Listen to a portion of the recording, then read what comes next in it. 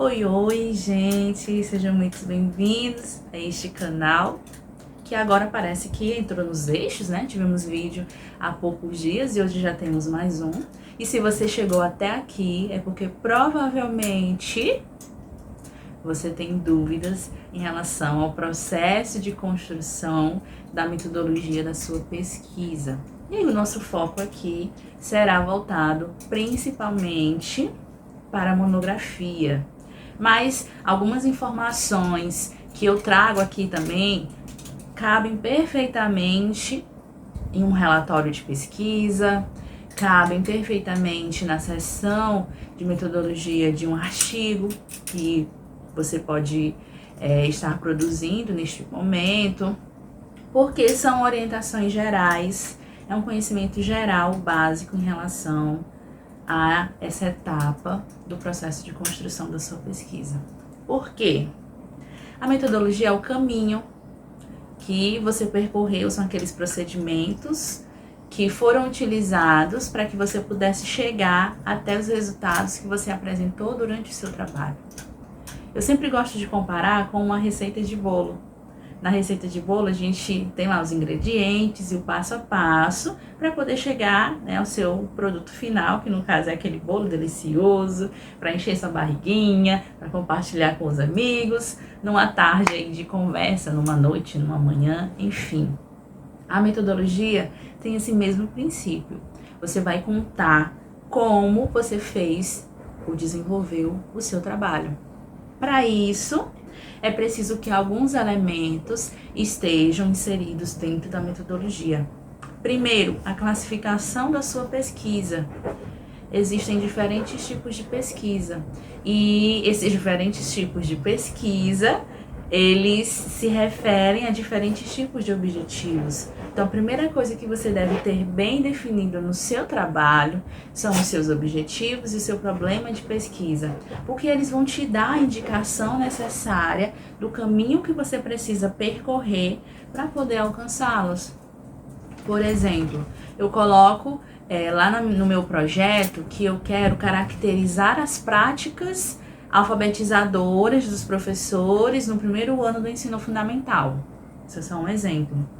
Como eu vou caracterizar essas práticas se eu não tiver, por exemplo, né, um momento em que eu vá até essa sala de aula, observar a aula desses professores?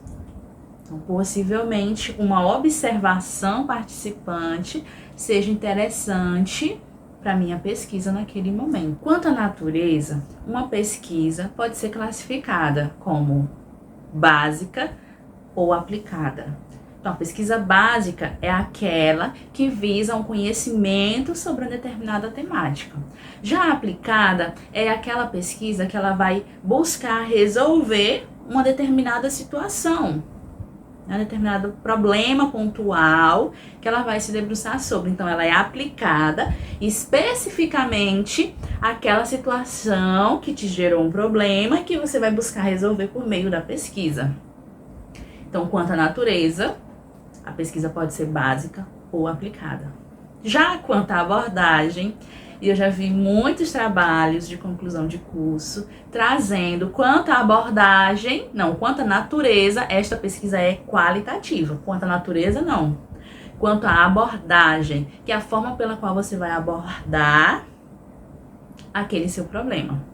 Aí nós temos a pesquisa qualitativa, nós temos a pesquisa quantitativa e nós temos a pesquisa quanti-qualitativa ou mista ou quali-quantitativa, dependendo do tipo de abordagem que predominar, o nome pode vir antes ou depois, principalmente quando ela se trata mista. O Richardson, por exemplo, vai utilizar o termo de pesquisa mista, né? E aí, o que é a pesquisa qualitativa? Ela é aquela pesquisa que visa a compreensão de um determinado fenômeno social. Claro que todas vão tentar buscar essa compreensão. Mas no caso da qualitativa, nós temos alguns outros processos mais subjetivos, que vão exigir uma interpretação de dados também subjetivos e qualitativos dentro daquele seu processo de investigação. Alguns livros, não vou dizer muitos, eles trazem a diferença e alguns professores também falam sobre a pesquisa qualitativa é aquela que não tem dados numéricos, a pesquisa quantitativa, né, que vai requerer interpretação, a pesquisa quantitativa é aquela onde aparecem muitos dados numéricos que não requerem interpretação. E aí essa visão qualitativa, quantitativa, nessa perspectiva, ela deixa a desejar em alguns elementos, porque esses dados numéricos, eles também precisam de uma interpretação. Claro que eles vão predominar. Isso também não quer dizer que em uma pesquisa qualitativa eu não faça a utilização de dados numéricos. Por exemplo, né, na minha pesquisa de doutorado, eu trabalho muito com estatísticas educacionais, né, com taxa de matrícula, com taxa de evasão, com porcentagem de escolarização, criei tabelas, tem alguns gráficos também, e eu trago a interpretação desses gráficos. Isso qualifica a minha pesquisa como quantitativa? Não. Ela continua sendo uma pesquisa qualitativa. Então, trazer essa questão de que uma é número e a outra é texto, vamos dizer assim, não é o suficiente para fazer essa distinção entre qualitativa e quantitativa. Geralmente, a maioria das pesquisas, pelo menos dentro do curso de pedagogia, que é onde eu atuo, são pesquisas qualitativas, né, que vão buscar a compreensão de determinado fenômeno, a interpretação, as causas, as possíveis explicações. E podem trazer, né, vez ou outra, algum dado numérico para poder interpretar, né, para poder ajudar na interpretação ou na análise daquele seu problema, né, a partir do que você for definir como fontes para sua pesquisa. E aí a pesquisa mista, ela vai utilizar tanto de métodos qualitativos quanto de métodos quantitativos. E é uma pesquisa um pouquinho mais, né, exigente, todas são, mas você trabalhar com duas abordagens ao mesmo tempo, você precisa se garantir nas duas, né? Você precisa ter ciência, né, da parte qualitativa e da parte quantitativa do seu tipo de pesquisa. Então, essa é uma outra classificação. Nós também podemos classificar uma pesquisa quanto aos seus objetivos. Olha aí, por isso que é importante a gente definir os nossos objetivos. Olhando para o seu objetivo, uma pesquisa ela pode ser exploratória, ela pode ser descritiva ou ela pode ser explicativa. A pesquisa exploratória, ela vai trazer uma visão mais ampla sobre um determinado objeto de estudo, porque não dá pra gente pesquisar tudo de uma vez, convenhamos, né?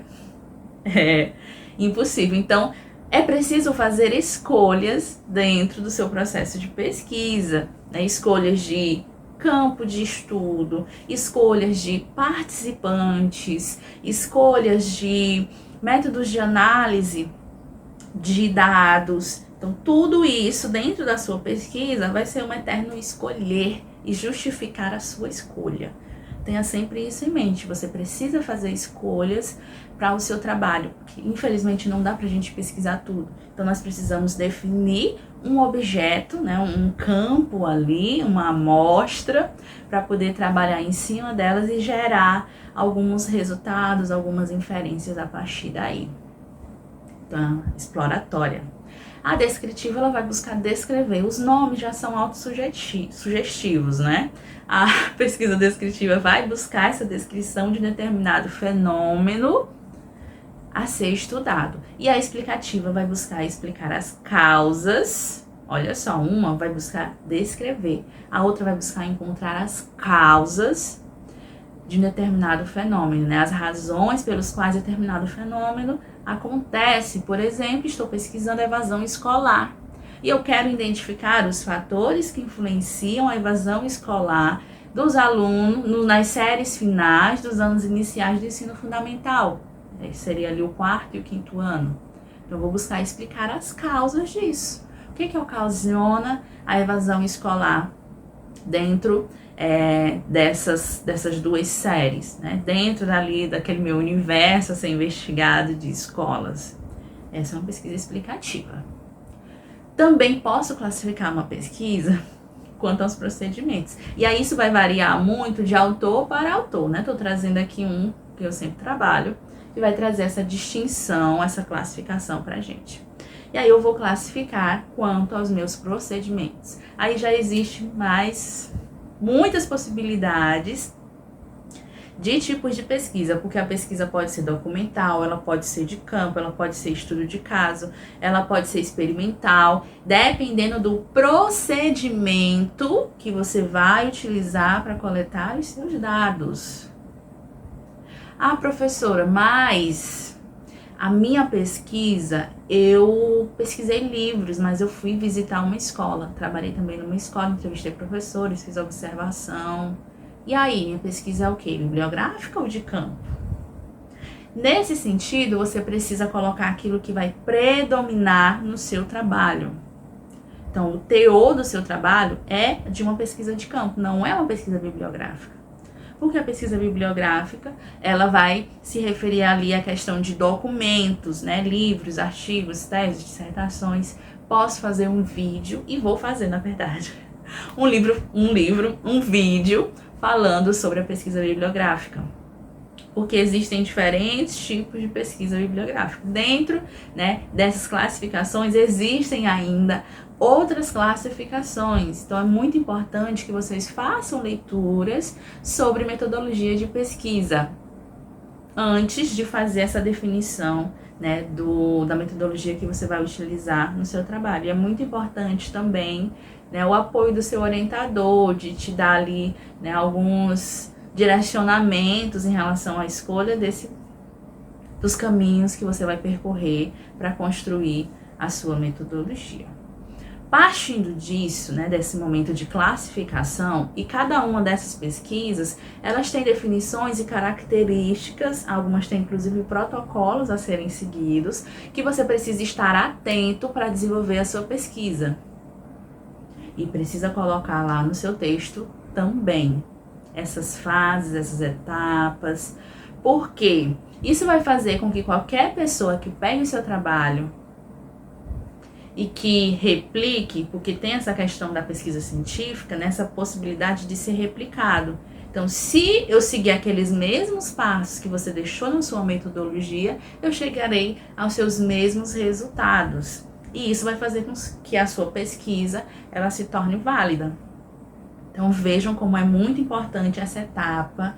Deem atenção a todas as etapas do processo, gente, para vocês não se perderem depois. Então, definidas essas classificações, agora, né, eu vou falar um pouquinho sobre a pesquisa de campo, que existe aí um passo a passo que é importante a gente considerar. Hoje em dia, é muito importante que pesquisas que envolvam seres humanos, elas passem por um processo de autorização para que elas possam ser realizadas. E aí, a gente chama isso de submeter ao Comitê de Ética em Pesquisa. Toda e qualquer pesquisa que envolva seres humanos precisa ser submetida ao Comitê de Ética e Pesquisa. Hoje existem resoluções que protegem a participação dessas pessoas em pesquisas de qualquer natureza.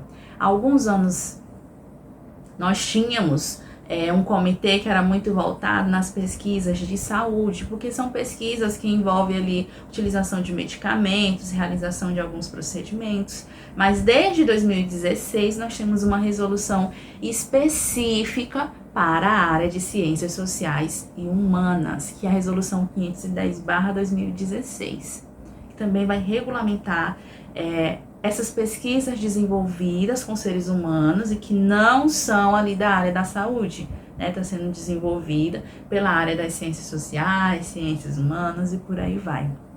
Por quê? Porque nós precisamos resguardar e garantir todos os direitos dos participantes da nossa pesquisa. Inclusive, essa mudança de nomenclatura também é muito importante nós observarmos. Por quê? Há algum tempo, as pessoas utilizavam muito os sujeitos da minha pesquisa. Quem são os sujeitos da minha pesquisa? São participantes. Por quê? Porque eles vão ali contribuir com os dados que eles têm para a construção da sua pesquisa. Então, eles estão participando, sim, do processo junto com você. Por mais que não esteja ali escrevendo, ali digitando o seu trabalho, mas eles estão participando. Então, sempre utilizem esse termo, participantes da pesquisa. Eu preciso definir quem são. Então, quem são os participantes? São professores? São alunos? E aí eu chamo a atenção para a questão de pesquisa com menores de idade. Se você está na graduação, não precisa você se envolver em alguns tipos de pesquisa, você trazer alguns procedimentos que na graduação nós ainda não estamos tão maduros, digamos assim, né? Até porque o tempo de construção de um projeto de pesquisa, de escrita mesmo, né, da monografia em si, ou de um artigo de conclusão de curso, ele é bem menor em relação ao tempo que a gente tem durante o mestrado, durante o doutorado, ao amadurecimento intelectual também, para poder lidar com essas questões legais, porque existe uma lei, existe na verdade uma lei não, uma legislação que vai visar proteger os direitos dessa criança e desse adolescente. Então você precisa de um termo de autorização dos pais, um termo de consentimento. Então existe todo um outro passo a passo legal por trás de pesquisas que envolvam crianças e adolescentes. Então, se forem trabalhar com pesquisas assim, tentem voltar-se para pesquisas com maiores de idade, principalmente se você está na graduação. Não é nada que assim você está proibido de fazer isso, mas pense, né, na sua situação, no nível de trabalho que já dá você desenvolver uma pesquisa. Para muitos é a primeira vez. E na primeira vez, a gente ainda não tem todo esse conhecimento, toda essa malemolência, né, em relação aos métodos e técnicas de pesquisa. Pensem bem sobre esse ponto. A partir daí, definem quantas pessoas, quantos participantes, né, quem são ali as pessoas que vão te auxiliar nesse processo de coleta de dados. São professores? É a coordenadora, eu preciso envolver a coordenação, a gestão, né, como um todo. Eu preciso entrevistar os pais, o porteiro, a merendeira. Tudo isso vai depender dos objetivos que você definiu. E aí você precisa também estimar uma quantidade de participantes. Quantos professores? E sempre estabelecer critérios. Não é simplesmente chegar aleatoriamente, eu quero fazer uma pesquisa com 3 professores, com 4 professores. Se lá tem 20 professores, como é que você vai fazer para escolher os 4 aleatoriamente? Unido, Unité, Salamé, Minguê? Não. Não é assim. Você vai precisar ter critérios. Então, talvez o critério seja uma formação específica, uma especialização específica, ter atuado nessa área, estar vinculado a esse componente curricular. Então, tudo isso são critérios que podem ser estabelecidos para a definição dos seus participantes. Critérios de inclusão e critérios de exclusão. Por que que o participante A vai entrar e o participante B não vai? Né? Será o participante C. Essa é uma etapa também que precisa da atenção de vocês, né? Estimar essa quantidade e também definir os critérios para a escolha ou não desses participantes. Porque eles vão precisar, inclusive, assinar um termo de consentimento livre e esclarecido, que é um documento que você vai explicar para ele quais são os objetivos da sua pesquisa, né, os direitos que ele tem, né, os riscos, porque toda pesquisa envolve risco para o participante. Toda e qualquer pesquisa. Pode ser um risco mínimo, mas ainda é um risco. E o comitê, ele quer que você esteja ciente e deixe o seu participante ciente disso também. Ah, mas eu vou só fazer uma entrevista, vai ser no lugar que a pessoa escolheu, vai ser na casa dela. Que risco que essa pessoa pode ter dentro da casa dela? Você pode fazer uma pergunta que acabe gerando dentro acabe gerando no seu participante uma crise de ansiedade, por exemplo. Isso não é um risco? É um risco. Não precisa necessariamente ser o risco ali de o procedimento ser invasivo e acabar não dando certo em tantos % de chance de dar certo ou não. Esse risco que eu falei para vocês de ter uma crise de ansiedade desencadeada por conta de uma pergunta que você fez também é um risco. E o comitê, ele vai te resguardar disso também. É uma proteção para os participantes, mas é uma proteção para você também, enquanto investigador, enquanto investigadora. Não façam pesquisa de campo ou pesquisas, outros tipos de pesquisa que envolvam seres humanos sem ter autorização do comitê de ética. É um risco muito grande que você corre. Antes, não se falava muito sobre isso.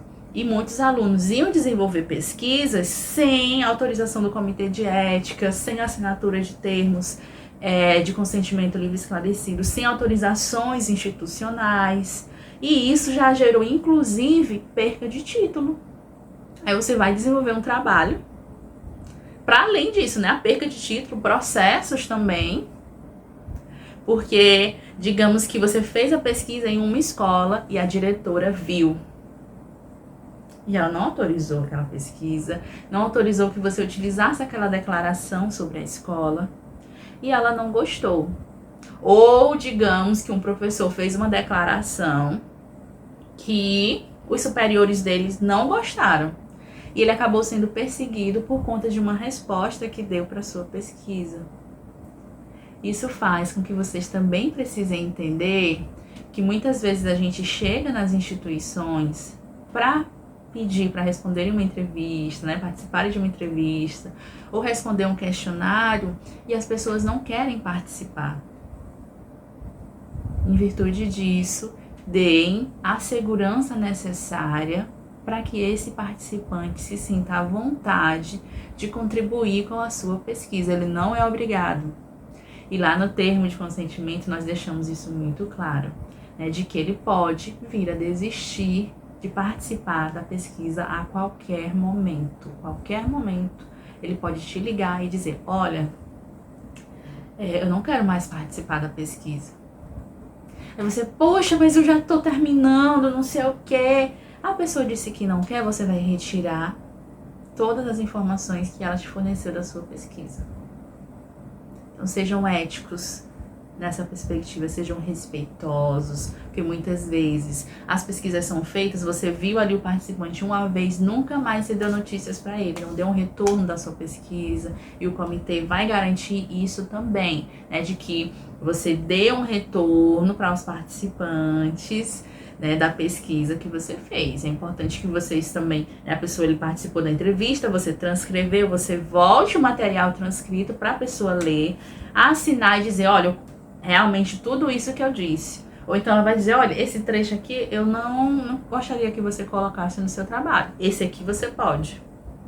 Então tenham sempre esse respeito pela pessoa humana dentro das pesquisas de vocês. E passem pelo comitê de ética, se vocês forem fazer pesquisa de campo, estudos de caso e por aí vai. Também é preciso definir quais são os instrumentos de pesquisa ou as técnicas que você vai utilizar. As mais comuns dentro das pesquisas em pedagogia, nós temos a entrevista, questionário, observação, diário de campo, e eu já vi alguns trabalhos também trazendo a questão da roda de conversa. Cada um, né, desses instrumentos ou técnicas de pesquisa, eles também têm os seus prós, os seus contras, e você vai precisar justificar. Por que você está trabalhando um questionário e não uma entrevista?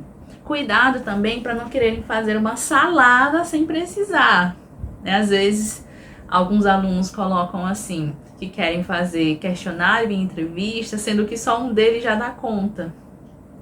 Eu posso fazer um questionário aberto ou fechado, um questionário misto. Eu posso fazer uma entrevista estruturada ou semi-estruturada. A entrevista eu preciso estar ali no mesmo local, seja presencial ou virtual, que o participante, o questionário não. Eu posso deixar com a pessoa, estabelecer um prazo e depois, no final desse prazo, eu ir buscar ou ela me enviar, porque hoje dá para fazer, inclusive, pelo Google Forms, aplicar o questionário.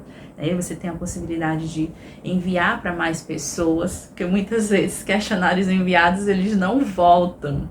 E quando eles voltam em menor quantidade do que os que foram enviados ou entregues. Então isso são coisas já que acontecem durante a pesquisa, porque, mais uma vez, as pessoas não são obrigadas a participar da sua pesquisa. A participação ela é voluntária, não há nenhum tipo de pagamento ou ressarcimento pela participação da pessoa. Há o ressarcimento caso ela passe mal ali durante o momento que ela está com você, e isso é resultante da sua pesquisa, aí você vai ter que dar assistência integral a essa pessoa. Mas fora isso, você não vai, tipo, eu te dou R$50 para você participar aqui da minha entrevista. Nananina, não. Isso não pode e não deve existir dentro da pesquisa acadêmica, certo? Definidos esses instrumentos de pesquisa, você também precisa definir qual será a sua metodologia para análise daqueles dados. E aí, geralmente, nas pesquisas em pedagogia, a gente tem como metodologia de análise de dados a análise de conteúdo da Lawrence Bardin, ou pelo menos assim, alguns elementos, né, da análise de conteúdo, ou AC para os íntimos, como metodologia para análise de dados. Mas tem análise de discurso, tem diferentes tipos também de metodologias de análise de dados, núcleos de significações. Isso depende muito também da orientação que você vai receber do professor que vai te acompanhar durante essa jornada. Isso vai te direcionar, inclusive, a como analisar as falas dos participantes, aquelas informações que têm sido dadas. Vou dizer, você precisa observar esse ponto, e a partir daí você vai construir o seu capítulo de resultados e discussões, que depois ele passa a ter um título específico que você mesmo vai definir. Então, gente, essas são algumas das informações que eu me lembro nesse momento. Pode ser que posteriormente eu traga um outro vídeo para vocês sobre metodologia. Se vocês quiserem que eu explique algo melhor, ou de forma mais detalhada, vocês podem colocar aqui nos comentários, que eu vou levar essa sugestão para análise aqui dos meus divertidamente. Quero desejar assim que esse processo de escrita ele seja muito leve para você. Então não deixe de conversar com os orientadores de vocês, não sumam, por favor, não sumam. Estejam ali presentes, cumpram os prazos, que não vou prometer que você não vai sofrer, porque querendo ou não, a gente sempre vai sofrer individualmente, porque vai ter aquele nervosismo, aquele medo, nossa, eu nunca fiz isso. E o medo diante de algo que nós nunca fizemos, ele é normal. Agora, quando a gente some, quando a gente para de fazer, escrever o trabalho, e ali tem 1 semana para entregar o trabalho, e agora eu vou escrever. Aí, gente, vou dizer que o sofrimento nessa situação, ou faltando 4 dias, 3 dias, é inevitável. Então, para evitar situações assim, cumpram os prazos, entreguem as coisas para os orientadores, conversem com os orientadores, né? Façam ali as sugestões que eles derem, que vocês terão um processo tranquilo, tá bom? Até o próximo vídeo e nos vemos por aí. Tchau!